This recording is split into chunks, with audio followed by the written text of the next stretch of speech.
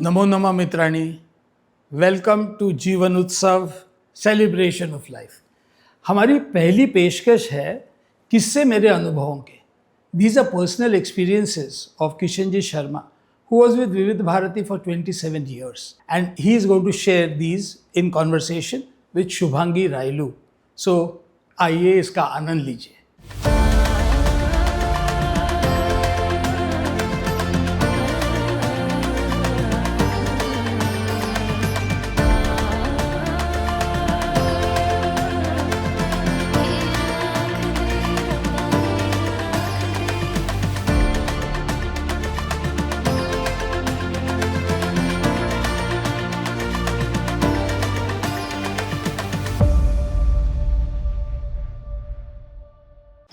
नमस्कार, मैं शुभांगी रायलू आज की हमारी कड़ी में आप सभी का स्वागत करती हूँ, जिसका नाम है किस्से मेरे अनुभवों के। बंद आँखों से ऐसे काम करो, आँख खुल जाए आँख वालों की। जी हाँ, आज हम बात कर रहे हैं उस महान शख्सियत की जिनकी आँखों में दुनियावी रोशनी भले ही ना थी, लेकिन उनके भीतर सुरों का ऐसा प्रकाश, ऐसा सूरज चमकता था कि वो अक्सर कहा करते थे कि मेरी आँखों में रोशनी नहीं, लेकिन फिर भी मैं महसूस कायनात से ज़्यादा करता हूँ। तभी अपनी कलम, संगीत और गायकी की वजह से उन्होंने दुनिया को वो खूबसूरती दिखाई जिसका कोई मोल नहीं। जी हाँ, हम बात कर रहे हैं पद्मश्री रविंद्र जैन साहब की, यानी हमारे सबके प्यारे दादू। और दादू के इसी नूर से रूबरू कराने के लिए आज हमारे साथ है मधुमालती की मिठास आदरणीय किशन शर्मा जी। किशन जी, आपका बहुत बहुत स्वागत। धन्यवाद। किशन जी, एक बड़े खूबसूरत इत्तेफाक से ही मैं आज का आगाज़ करना चाहूँगी कि आप खुर्जा से आते हैं और दादू अलीगढ़ से, यानी यूँ कहिए कि दोनों एक ही मिट्टी के आबो हवा के साए में पले बढ़े हैं। तो आपकी मुलाकातों में उस क्षेत्रीय जुड़ाव का, उस मिट्टी का असर कितना था? सच पूछे तो हम दोनों ने वैसे कभी ये सोचा नहीं कि हम एक क्षेत्र के हैं। 30-35 किलोमीटर का फासला था खुर्जा और अलीगढ़ में। मैं आकाशवाणी में लग चुका था जी। और दिल्ली से उस समय भोपाल में मेरा फाइनल अपॉइंटमेंट हुआ था। तो भोपाल में रविंद्र जैन जी आए। उस समय कोई जानता नहीं था उन्हें। वहाँ आकाशवाणी भवन पर आकर उन्होंने ज़ोर से कहा, जहाँ सारे लोग बैठते थे वहाँ, अरे भाई, एक अंधा भिखारी आया है। अरे बाप रे। तो लोगों ने ज़रा देखा कि ये कौन है। हाँ। तो वहाँ बैठ के उन्होंने बातचीत की। तो जो प्रोग्राम वही ऑफिसर थे, उनको ये लगा कि इनको रिकॉर्ड कर सकते हैं। अच्छा। बातचीत से ही। तो बातचीत की, पूछा उन्होंने कि आप कहाँ से हैं, क्या है। तो जब उन्होंने कहा मैं अलीगढ़ से हूँ, तो मैं स्टूडियो में था। अच्छा। मुझे चपरासी बताने आया कि आपको साहब ने बुलाया, आपके प्रदेश से कोई आए हैं। तो मैं बाहर आया। तो मैं जानता नहीं था जी। रविंद्र जैन जी को। तो वो प्रोग्राम ऑफिसर थे। उन्होंने कहा, किशन जी ये अलीगढ़ से हैं। मैं, अच्छा, मैं खुर्जा से हूँ। अरे वाह यार, क्या बात है, एकदम सही। क्या नाम है गुरु? ये किशन शर्मा नाम है। अरे वाह वाह वाह किशन जी, बस अपन हो गए भाई। अच्छा। ये पहली मुलाकात। क्या बात। उसके बाद वो आते रहे, नागपुर भी आते रहे। अच्छा, नागपुर आए हैं वो? हाँ, मुंबई भी आते रहे। हर जगह मुझसे मिलते रहे। उनका वो पहला शब्द जो था गुरु, वो मेरे लिए आखिर तक बोलते रहे। मुझे कभी मुश्किल से उन्होंने किशन जी कहा होगा, अच्छा, गुरु ये करना है। वो क्यों गुरु कहते थे मुझे नहीं मालूम, लेकिन उस आदमी की कला को देखकर, प्रतिभा को देखकर मैं बहुत प्रभावित हुआ। और उस समय वो अपने ही बारे में कई कविताएं सुनाया करते थे, जिसमें दिखाई न देना वो कितना बड़ा आदमी के लिए कमी हो जाती है, उसको लेकर भी वो बातें करते थे। तो बड़ी मार्मिक कविताएं होती थी उनकी। एक कविता उन्होंने मुझे सुनाई थी, सुन राधिके दुलारी, मैं हूँ आंधड़ो भिखारी, पीड़ा एक ही हमारी, हमें शाम ना मिला। क्या बात। ये रचना सुन के मैंने कहा ये तो कमाल है यार। तो बोले बस लिख देते हैं ऐसे ही, और उन्हें सब चीज़ें याद रहती थी क्योंकि लिखते तो थे नहीं। जी जी, वो बड़े भाई उनके जो सुनाते थे वो उससे मगन बड़े करने की भाई आदत होगी। 3 भाई थे, जी वो सुनाते रहते थे। माताजी पिताजी जी वो सुनाते रहते जी। थे। उनके पिताजी वैद्यराज कहलाते थे अलीगढ़ के। जी और मेरा वहाँ जाने का एक नियम रहता था कि मैं अलीगढ़ में उनके घर गया कि चूरन की गोलियां मेरे लिए पहले आ जाती थी। कोई दवाई वगैरह नहीं, बस चूरन की गोली खाओ, खाना खाओ, और चाय मुश्किल से मिलती थी, दूध अच्छा? पियो। अच्छा, अलीगढ़ खुर्जा तो दूध के केंद्र। बराबर। बाद में मैं तो आकाशवाणी में आगे बढ़ता गया। कुछ समय के बाद मेरी रविंद्र जैन जी से कोई मुलाकात नहीं हुई। अच्छा बाद में फिल्म में उनका नाम आया, जी जी। और फिल्म में नाम आया गीतकार संगीतकार रविंद्र पर जैन। पहले तो उनको काफी नकारात्मकता वो सहन आए। करनी पड़ी। फिल्म में जब उनका नाम आया हम्म। तो मुझे लगा ये कोई और रविंद्र जैन होंगे। अच्छा बाद में मालूम पड़ा कि ये वही हैं। तो फिर हमारी कहानी अलग शुरू हो गई। अच्छा अच्छा, उनकी भी कुछ यादें होगी फिर बहुत आपकी? सारी बहुत सारी। यानी रविंद्र जैन की अगर मैं बात करूं तो 1 महीने तक एक एपिसोड चलता रहेगा। बाप रे। क्या आपने उनके साथ में मंच संचालन किसी प्रोग्राम में किए हैं? बाप रे, लगभग हर कार्यक्रम। अच्छा, लगभग हर कार्यक्रम। तो ऐसी कोई याद जो एक प्रोग्राम की जो आपके जहन में आज तक के बैठी हुई है? कार्यक्रमों की तो बहुत सारी यादें हैं, लेकिन मैं उनसे फिल्म में उनके लोकप्रियता हासिल करने के बाद अच्छा। जब पहली बार मिलने गया वो वाकया सुनाता हूँ। जी जरूर। मैं तब मुंबई आ गया था और वहाँ आके मुझे लगा कि रविंद्र जैन से मिला जाए, तो मैंने फ़ोन किया उनके घर पे। किसी ने फ़ोन उठाया, मैंने कहा भाई रविंद्र जैन साहब हैं। कौन बोल रहे हो, क्या काम है? मैंने कहा यार मैं बोलो किशन शर्मा। आपने बताया नहीं गुरु बोल रहे हैं? नहीं। मैं किशन शर्मा का बोल रहा हूँ। काम क्या है? मैं उन्हें सिर्फ इतना बताओ, कोई काम नहीं है। तो उसने शायद कहा होगा। थोड़ी देर बाद रविंद्र जैन जी का फ़ोन आया, क्योंकि उसने उस समय नहीं बताया। रविंद्र जैन जी ने फ़ोन किया आकाशवाणी, ड्यूटी रूम से मुझे बुलावा आया। मैं गया, बात की। गुरु, वही गुरु शुरू।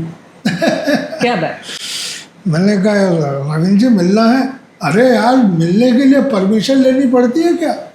आ जाओ आज शाम को ही। तो वो बांद्रा में रहते थे, 16 में रास्ते पे।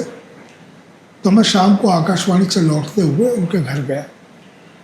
ऐसी भीड़, यानी बाहर से अंदर जाना भी मुश्किल, दरवाजे पे जाना भी मुश्किल, इतनी भीड़। अच्छा। तो मैं किसी तरह रास्ता बनाने की कोशिश कर रहा था, कुछ जाने नहीं दे रहा था। क्या है, क्या है, कौन हो, क्या करते हो? मालूम पड़ा कि उनके इर्द गिर्द चापलूसों की जो भीड़ थी वो किसी को जाने ही नहीं देना चाहते थे वहाँ। ओहो। तो मैंने बाहर से ही कहा, मैंने कि यार कोई अंदर जाके रविंद्र जैन को बोलो किशन शर्मा आया। जी। उन्होंने अंदर सुना, गुरु अंदर आ जाओ। फिर सब हट गए। मैं अंदर गया, मैंने यार कितनी पॉपुलैरिटी आपकी है, यहाँ तो भीड़ लगी हुई है आपके, और मैं वो पुराना रविंद्र जैन ढूंढ रहा हूँ। बराबर। बोले गुरु ये सब फिल्मी दुनिया में ऐसे ही होता है, कल ये भी होगा कि यहाँ फिर कोई नहीं होगा, सही। ये फिल्मी दुनिया है। बैठो बैठो बैठो, अभी सब लोग बाहर जाओ, किशन भाई आए, चाय नाश्ता होगा। सब लोग गए। और गुरु कैसे हो? मैंने कि भाई आप तो एक ही फिल्म में इतने चमक गए कि मिलना भी हमें मुश्किल हो रहा है। तो कौन सी फिल्म थी? उनकी पहली फिल्म आई थी कांच और हीरा, अच्छा। और कांच और हीरा वास्तव में पहली रिलीज्ड फिल्म थी। जी। पहले उनकी एक फिल्म आई थी सिलसिला है प्यार का, वो हुई नहीं। वो बनी ही नहीं, हालांकि उसका एक गाना रिकॉर्ड हो गया था, जी। ये सिलसिला है प्यार का चलता ही जाएगा। वो फिल्म शुरू भी नहीं हुई। दूसरी फिल्म बन रही थी लोरी, हाँ, वो भी वो नहीं भी बनी। नहीं बनी। तो फिर एनसी सिप्पी साहब ने कांच और हीरा फिल्म बनाई, जी। और कांच और हीरा के लिए रविंद्र जैन जी को जो पहला गीत उन्होंने लिखा वो रफ़ी साहब से गवाना चाहते थे। जी। अब ये डरते डरते नए गीतकार, संगीतकार, वो भी ब्लाइंड, तो रफ़ी साहब से मिलने के लिए गए। दो देवता पुरुष आपस में मिले। जाहिर है। ये अलग देवता, रफ़ी साहब अलग देवता। रफ़ी साहब इतने आदर के साथ मिले उनसे कि ये तो एकदम गदगद हो गए। जी। बोले रविंदर जी बोलिए क्या सेवा करूं? बोले साहब पहला गीत मेरा है और मैं आपसे गवाना चाहता हूँ। गा दिया। क्या बात? क्या गाना है, क्या धुन है, वो कुछ नहीं, गा दिया। तो बोले साहब फीस क्या होगी? तो मुस्कुरा के उन्होंने कहा रविंदर जी पहले गाना तो रिकॉर्ड हो जाने दो। दूसरे दिन स्टूडियो में रिहर्सल के लिए ये लोग मिले। रफ़ी साहब हमेशा ऐसे बैठते थे, अच्छा। दोनों पैर ऐसे सादा रहेंगे, हाथ यूँ रहेंगे, गर्दन झुकी रहेगी। किसी के भी साथ, नया म्यूजिक डायरेक्टर हो, पुराना हो, कोई बड़ा एक्टर हो, वो ऐसे ही बैठे। बहुत हम्बल थे। और बैठे बैठे उन्होंने कहा रविंदर जी बोलिए क्या गाना है? तो रविंदर जी ने शब्द सुनाए, नजर आती नहीं मंजिल, वाह, क्या खूबसूरत गीत। तड़पने से भी क्या हासिल, तकदीर में है मेरे दिल, अंधेरे ही अंधेरे हैं, नजर आती नहीं मंजिल। रफ़ी साहब तो बोले बस बस बस, क्या बात है रविंदर जी, ये आपने अपने ऊपर गाना लिखा है कि कोई फिल्म की सिचुएशन है? बोले साहब मुझे नहीं मालूम, बस लिख गया है। वाह वाह वाह, इसे हम दिल से गाएंगे। वो पहला गाना रिकॉर्ड हुआ था। अच्छा। और उसके बाद गीत गाता चल के बाद तो वो आसमान पर पहुंच गए एकदम। और गीत गाता चल में उन्होंने रफ़ी साहब या मन्ना दा या मुकेश जी को नहीं लिया, नए गायक को लिया। हाँ, उन्होंने काफ़ी लोगों को इंट्रोड्यूस किया। जसपाल सिंह। जी। क्योंकि राष्ट्रीय फिल्म्स वाले वो अलग अलग हटके काम करते थे। तो राजकुमार जी, उनके पिताजी सेठ जी, राजकुमार जी का बेटा तो छोटा था सूरज उस समय, तो वो लोग कुछ नए प्रयोग करते थे। हीरो भी नया, हीरोइन भी नई, गायक भी नए, म्यूजिक डायरेक्टर भी नए। तो इन्हीं के बांद्रा में पास में ही जसपाल सिंह रहता था। अच्छा। वैसे वो एडवोकेट था, लेकिन गाने का शौक, वो पंजाब से गायक बनने के लिए आ गया, तो घर वाले नहीं भेज रहे थे। जसपाल सिंह की बहन वहाँ रहती थी, तो बोली तू आ जा मेरे घर में रह और यहाँ प्रैक्टिस भी कर ले और देखेंगे मौका मिलेगा तो वो प्रैक्टिस करने के साथ साथ गाने के चक्कर में रहे। तो एक दिन वो घूमते घूमते रविंद्र जैन जी के घर आ गए, बातचीत की, गाना सुनाया। उस समय बड़जात्या साहब वहाँ मौजूद थे, तो वो चाहते थे कि सचिन खुद गाना गाए, वो भी बड़ा अच्छा गायक है। हाँ हाँ और वो हीरो था, जी। तो कोशिश वो चल रही थी कि सचिन से गाना गवाया जाए। लेकिन इसकी आवाज़ सुनने के बाद उन्होंने कहा इसको भी ट्राई करते हैं। अच्छा। तो गीत गाता चल ओ साथी, मुस्कुराता चल, गुनगुनाता चल, वो जसपाल सिंह से गवा के देखा। सचिन को भी ये लगा कि ये आवाज़ मेरे लिए सही जा रही है। अच्छा। तो सबकी हाँ हो गई, तो वो गाना रिकॉर्ड हुआ। अच्छा। और फिर सचिन के लिए एक तरह से जसपाल सिंह गायक हो गए। जसपाल सिंह ने बहुत मेहनत की, पैसों की कोई बात नहीं, गाना चाहिए बस। तो वो वहीं के वहीं बांद्रा में आते रहते थे रविंद्र जैन के घर, गाना गाते रहते थे। और दुर्भाग्य ये रहा जसपाल सिंह का कि बहुत ज़्यादा उसे फिल्म मिली नहीं। हाँ। तो थोड़ा बेचारा निराश हो गया, पीछे रह गए। और निराश होने से वो धीरे धीरे टूटता चला गया। बाद में बहुत बुरी हालत रही उसकी, लेकिन रविंद्र जैन ने उसे मौका दिया। रविंद्र जैन जी ने अनगिनत कलाकारों को मौका दिया, गायकों को, जी हाँ। गायिकाएं गायक दोनों, येसुदास जी से लेकर हेमलता तक के उन्होंने सब introduce किया। जी। तो उनकी इच्छा तो थी कि और भी नए कलाकारों को मौका दें, लेकिन बहुत सारी बंदिशें भी आ जाती थी। कोई प्रोड्यूसर तैयार नहीं है, कोई डायरेक्टर तैयार नहीं है, कोई हीरो तैयार नहीं है, तो वहाँ नए कलाकारों को ज़्यादा मौका नहीं मिलता था। लेकिन फिर भी रविंद्र जैन ने दूसरे कलाकारों के मुकाबले ज़्यादा नए कलाकारों को मौके दिए। जी जी। और येसुदास जी के लिए तो उनकी ऐसी भावनाएं थी कि अगर उनकी आंखें अगर भगवान ने उन्हें दी तो सबसे पहले येसुदास जी को देखना पसंद करेंगे। येसुदास जी से संबंध बड़े अजीब हो गए थे। जी। जब येसुदास जी को बुलाया गया था गाने के लिए, तो पहले सबको ये डर था कि दक्षिण भारत का ये कलाकार हिंदी के गाने कैसे गा पाएगा। लेकिन रविंद्र जैन निश्चिंत थे। उन्होंने, वो येसो बोलते थे, येसो तो घर आ जा, अपन बात करेंगे। तो वो एक एक शब्द बताते थे। क्या? गोरी तेरा गाँव बड़ा प्यारा, ऐसे। अच्छा। तू जो मेरे सुर में सुर मिला दे, जब दीप जले आना। ये गाने जब रिकॉर्ड हुए तो ऐसा लगा कि जसपाल सिंह के बाद सच में राजश्री को एक और नया गायक मिल गया। जी। और येसुदास जी दक्षिण भारत के माने हुए गायक थे उस समय। जी। उन्हें एक तरह से लोग भगवान मानते थे। बिल्कुल।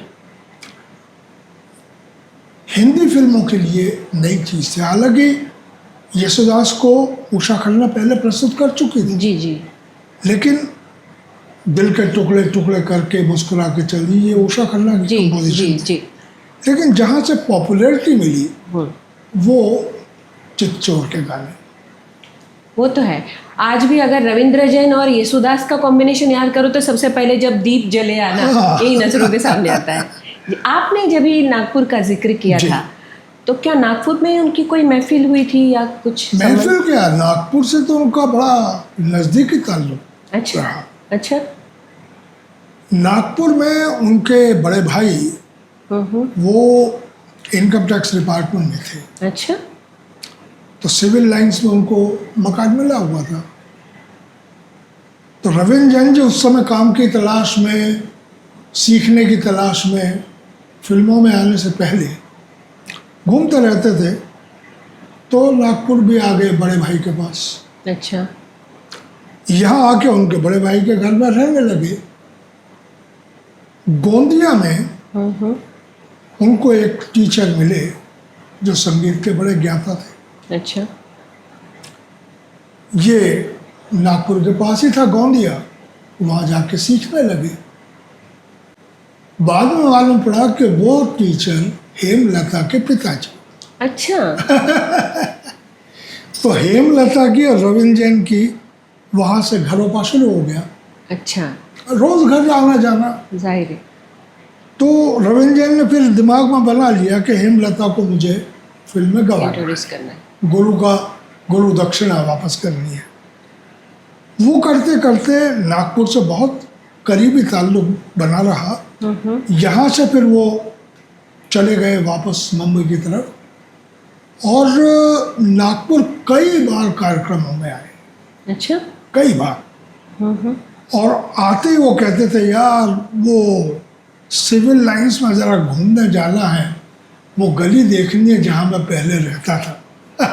मुझे लगता है बॉलीवुड वालों को सिविल लाइन से जरा ज्यादा ही प्यार था, क्योंकि राज कपूर साहब के भी रिश्तेदार सिविल लाइंस में, बिल्कुल। और रविंद्र जैन साहब के भी। तो इस तरह से नागपुर से उनका जुड़ाव बना रहा। और ये भी इत्तेफाक की बात है कि उनके निधन से पहले वो नागपुर ही आए थे, मुझसे मुलाकात हुई। अच्छा। एक कार्यक्रम के लिए लोगों ने बुलाया था उन्हें। हाँ, मुझे याद है कि उस कार्यक्रम के कुछ चंद दिन पहले ही उनकी शायद। नहीं, वो उस कार्यक्रम के लिए वो आए थे। अच्छा, आए थे। अच्छा। वो देश पांडे हॉल में एक कार्यक्रम होना था। जी जी जी। और रविंद्र जैन आ गए थे, लेकिन तबीयत इतनी खराब थी ओके। कि वो होटल के दरवाजे पर ही गिर गए। अच्छा अच्छा अच्छा। जब आए होटल में बेहोश जैसे पड़े थे, तब मुझे फ़ोन किया उनके सेक्रेटरी ने कि किशन जी आप फ़ौरन आइए, दादू की तबीयत ठीक नहीं है। मैं गया, देखा मैंने, तो इतने सारे डॉक्टर मेरे पहचान के नागपुर में उस समय नाम चलता था। तो मैंने कुछ डॉक्टरों को फ़ोन किया। अब रविंद्र जैन सुन के तो डॉक्टर भी दौड़े हुए हैं। सब ने देखा और ये डिसाइड किया कि एक अस्पताल में इनको ले जाना है। आयोजकों को ये लगा, जो लड़के थे बेचारे, कि वो तो अस्पताल बहुत महंगा हो जाएगा। अच्छा। तो वो लोग बगैर बताए दूसरे अस्पताल में ले गए। ओहो। अब मैं ढूंढ रहा हूँ उस अस्पताल में जाके, वहाँ कोई रविंद्र जैन नहीं आए। वहाँ के डायरेक्टर वगैरह सब नीचे खड़े हैं कि शर्मा साहब आपने फ़ोन किया था, हम इंतज़ार कर रहे हैं, रविंद्र जैन तो आए नहीं। फिर मालूम पड़ा कि वो कहीं और ऑर्गेनाइज़र लेके गए हैं। फिर वहाँ मैं गया, वो भी डॉक्टर पहचान के थे। वहाँ जब बताया कि ये रविंद्र जैन साहब हैं, तो फिर जितने स्पेशलिस्ट हो सकते थे उनको वहाँ बुलाया गया। बाद में मुझे डॉक्टर ने कहा कि शर्मा जी इनकी तबीयत नाजुक है और इनके परिवार वालों को बता दीजिए कि वो यहाँ आ जाए। तो मैंने उनकी पत्नी को भी फ़ोन करके बता दिया, उनके छोटे भाई को भी बता दिया कि भाई फ़ौरन आ जाओ। तो छोटा भाई और उनकी पत्नी ये लोग आ गए। भाई को मैंने सबसे पहले कहा कि तुम हॉल में जाओ जहाँ दादा का प्रोग्राम होने वाला था। अच्छा। वहाँ पब्लिक आ चुकी है। अरे बाप रे। ऑर्गेनाइजर घबराए हुए हैं। वो कह रहे हैं कैसे भी रविंद्र जैन जी को उठा कर स्टेज पे हम ले जाएंगे। मैंने कहा सवाल नहीं है। रविंद्र जैन जी के छोटे भाई को मैंने भेजा और मैंने समझाया जाके वहाँ बताना कि ऐसी ऐसी परिस्थिति है, मैं आपसे हाथ जोड़ के क्षमा मांगता हूँ कि आज रविंद्र जैन यहाँ नहीं आ पाएंगे, कार्यक्रम चलता रहेगा, लेकिन मैं ये वादा करता हूँ कि उनकी तबीयत ठीक होने के बाद एक प्रोग्राम में मैं उनको लेकर यहाँ आऊँगा। उन्होंने जाके कहा, लोगों को भी समझ में आ गया, किसी ने कोई उधम नहीं मचाया। जी। रात को ही रविंद्र जैन जी की हालत और ख़राब हो अच्छा। गई, तो उनको प्लेन से, स्पेशल प्लेन से मुंबई ले जाया गया। वो बस आखिरी चीज़ थी जो मेरे सामने से गुजरी। उसके बाद वो मुंबई गए और फिर निधन हो गया। तो नागपुर से फिल्मों में आने से पहले ताल्लुक और अंत समय से पहले दोनों ही रिश्ते रहे। और इत्तेफाकन दोनों वक्त में आप उनके मैं साथ तो रहे। सामने था ही। रविंद्र जैन के घर की एक एक चीज में मैं शामिल था। और कमाल देखिए कि उनका एक बेटा हुआ आयुष्मान। वो जब बच्चा ही था बिल्कुल, तो वो हमेशा, मैं आता था तो बोलता था, शर्मा जी जैन आए हैं। अच्छा। तो वो, क्योंकि जैन तो लगा ही हुआ था ना, तो वो शर्मा जी जैन बोलता था। और मैं गया, माने बगैर खाना खाए वहाँ से उठ नहीं सकता, ये तय था। उनकी एक एक चीज़ मुझे मालूम रहती थी कि क्या हो रहा है। फिर स्टेज शो शुरू हो गए, स्टेज प्रोग्राम्स में जाना शुरू हुआ, तो सारा जिम्मेदारी मेरे ऊपर आती थी कि पैसे लो, सबको कैसे बांटना है, क्या क्या देना है। तो कोई बीच में कुछ बोलता नहीं था। गाने क्या होंगे वो दूसरों के लिए गाना बता देते थे, उनका देख लो क्या है। उनका खुद का कोई तय नहीं रहता था। वो शुरू करते थे रामायण की चौपाइयों से, जी। लेकिन बाद में क्या गाएंगे। और आप गीतों का जिक्र भी कर रहे थे, इसलिए मेरे दिमाग में आया कि दादू के तो अनगिनत गीत है। आपके दिल के पास में भी उनकी कोई धुन होगी जो बहुत पसंदीदा होगी? बहुत सारी, बहुत सारी। मैं सबसे ज़्यादा प्रभावित जिस गीत से हुआ वो उनका वो पहला फिल्मी गीत है जी। कांच और हीरा फिल्म का। अच्छा। वो गीत नहीं है, वो उनके अपने दर्द को उन्होंने दिखाया है। और मोहम्मद रफ़ी साहब ने पूरे तबीयत से उस गीत को गाया। नज़र आती नहीं मंजिल, जिसका जिक्र आपने किया था। तड़प से, हाँ, तड़पने से भी क्या हासिल। ऐसे शब्द लिख दिए उस आदमी ने, नैनों से यूं छिन गई ज्योति, जैसे सीप से मोती, एक जान और 100 दुश्मन है, काश ये जान न होती, क्या बात, तकदीर में है मेरे दिल। बहुत खूबसूरत। ये दिल का दर्द था। जी जी। तो ये गीत मैं चाहूँगा कि अंत में आप श्रोताओं को सुनाएं। जरूर जरूर। स्टेज के प्रोग्राम्स की मैं कुछ बात बताना चाहूँगा। अच्छा। अनगिनत प्रोग्राम, अनगिनत, देश में विदेश में सब जगह। उनकी एक विशेषता ये थी कि वो जहाँ जाते थे और जिसका कार्यक्रम होता था उनके नाम पूछते थे। जगह क्या है, संस्था क्या है, प्रोग्राम करने वाले कौन लोग हैं, वो उनके दिमाग में बैठ जाता था। कुछ नाम बाद में आते थे तो वो गा रहे हैं और उस समय कान में हम धीरे से कहते थे अगला नाम ये है। वो गा भी रहे हैं, सुन भी रहे हैं, लाइन भी बन रही है और वहीं की वहीं गाना बन रहा है। तो वो जो उसी समय गाना बनाते थे, आशु कवि थे, वो सबसे हिट सॉन्ग होता था हर कार्यक्रम का, कहीं भी। ऐसे सिलसिले में एक बार उज्जैन में हमारा कार्यक्रम है। अच्छा। महाकाल का उत्सव था और विशाल मैदान मंदिर के पास, उसमें करीब 10 फीट ऊंचा मंच बनाया गया था, जैसे शिकारियों के लिए मंच बनाए जाते हैं वैसा हमारे लिए, सीढ़ियाँ चढ़ के ऊपर जाओ। तो दूर तक लोग बैठे हुए थे, उनको दिखना चाहिए। और वहाँ रविंद्र जैन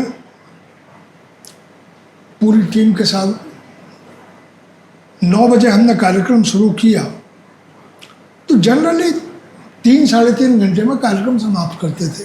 जी। 1 बज गए। बाप रे। म्यूजिशियंस मेरी तरफ देख रहे हैं कि थक गए, बजाते। तो मैं धीरे से कहा, मैं दादू 1 बज गया, ख़त्म करें। तो मुस्कुरा के बोले, गुरु अभी तो सिर्फ 1 ही बजा है। अरे बाप रे। ये तो महाकाल का स्थान है, भस्म आरती 4 बजे होती है। तब तक के गाएंगे? तो गाते रहे। 3:30 बजे उन्होंने मुझे आवाज़ दी, किशन जी गुरु क्या बज गया? ये 3:30 बज गए हैं। सभा सब किनारे पर हैं और रोने लगे। और लोग बैठे रहे तब तक की? भरा हुआ मैदान। अच्छा। इस आदमी की कला के सामने, और हेमलता, दीपमाला, सतीश देहरा ऐसे कलाकार थे जो मंच पे आगे माने फिर हटने की जरूरत नहीं रहती थी, इतना अच्छा गाने वाले लोग थे। जसपाल सिंह भी कहीं कहीं प्रोग्राम्स में जाते थे, सुरेश वाडकर जाते थे। तो इन सब के सामने मज़ा आता था गाना में। इन्होंने एक गाना वहाँ गाया, आतम पंछी तन पिंजरे में एक पल चैन न पाए हो। तो गाते गाते वो अजीब मूड बनता जा रहा था। आतम पंछी तन पिंजरे में एक पल चैन न पाए हो, और उसमें क्या क्या लाइनें वो गाते गए। बालपने में पिता पुत्र को कांधे ले दुलरावे हो। तो ये क्या वक्त पर तैयार की हुई? वही। अच्छा। उस दुलार का कांधा देकर बेटा मोल चुकावे हो। अब आप देखिए, क्या बच्चे को कंधे पे लेके बाप प्यार दे रहा है, और अंत में बच्चा बाप को कंधा देके उस प्यार का उत्तर दे रहा है। बेहद अर्थपूर्ण। कितना दर्द। अच्छा, तो 3:30 बज गए आपने बता दिया। जी। और 4 बजे वो भस्म आरती में गाने वाले थे, तो उस वक्त उन्होंने क्या प्रस्तुति दी? 3:30 बजे तो एक रचना वो बना के गाते रहे जो बड़ी मार्मिक थी, पारिवारिक जीवन को लेकर मार्मिक थी। लेकिन जब 4 बजे तो उन्होंने गीत गाना शुरू किया जो उसी समय बना। अच्छा। हे महाकालेश्वर, तेरे मंदिर आकर कह उठा मन मेरा, किसी ब्रह्म मुहूर्त की भस्म आरती में काम आ सके तन मेरा। क्या खूबसूरत बोल। अब आप सोचिए, रविंद्र जैन गा रहे हैं भस्म आरती, आपको मालूम है? जी। उसी समय जो शब्द जलाया जाता है उसकी राख से होती है। जी। और उसी वक्त उन्होंने तैयार कर रहे हैं कि तन मेरा। बिल्कुल। गाते रहे, रविंद्र जैन रो रहे हैं, गा रहे हैं, पब्लिक रो रही होगी। सही। ये दृश्य जो है वो फिर मैंने कभी नहीं देखा। जाहिर है, अद्भुत दृश्य। जी। और उसके बाद में आपने एक केरला का भी जिक्र किया था।